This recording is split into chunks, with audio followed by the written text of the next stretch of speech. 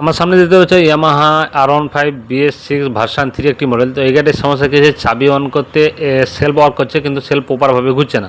না করে যে ম্যাগনেটের যে ওয়ানাই থাকে না, ওয়ানাই যে ম্যাগনেট পিছনে যে ওয়ানাই লাগানো থাকে তার যে 3টে নাট থাকে এলাঙ্গি সবগুলো কেটে মানে ভেঙে টুকরো হয়ে বেরিয়ে চলে আসে।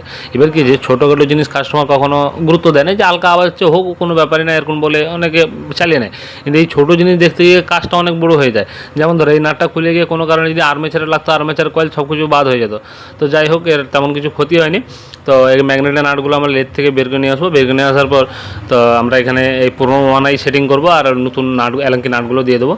তো অনেকে আছে এরকমই যে ছোটোখাটো জিনিস করতে গুরুত্ব দিতে যায় না, যে যা হচ্ছে হোক চলবে, কোনো অসুবিধা নেই, পরে দেখা যাবে এরকম। এমন নয় যে কোনো ছোটোখাটো জিনিসে কোনো আওয়াজ বা যা কিছু হোক কোনো মিস্ত্রিকে দেখিয়ে দিলে কী হবে, তোমার খরচাটা অনেক সেভ হবে। কোনো কাজে ছোটো কাজের জন্য আবার বড়ো ধাক্কাও অনেক সময় হয়ে যায়। তো যাই হোক, কাস্টমারদের ভিডিওটা ভালো লাগলে লাইক শেয়ার কমেন্ট করবে। চলো তোমাদের গাড়িটা পুরো ফিটিং করে দেখাচ্ছি। তো ফাইলেন পুরো ফিটিং হয়ে গেছে, তোমাদের আবার স্টার্ট করে দেখাচ্ছি, ঠিক আছে?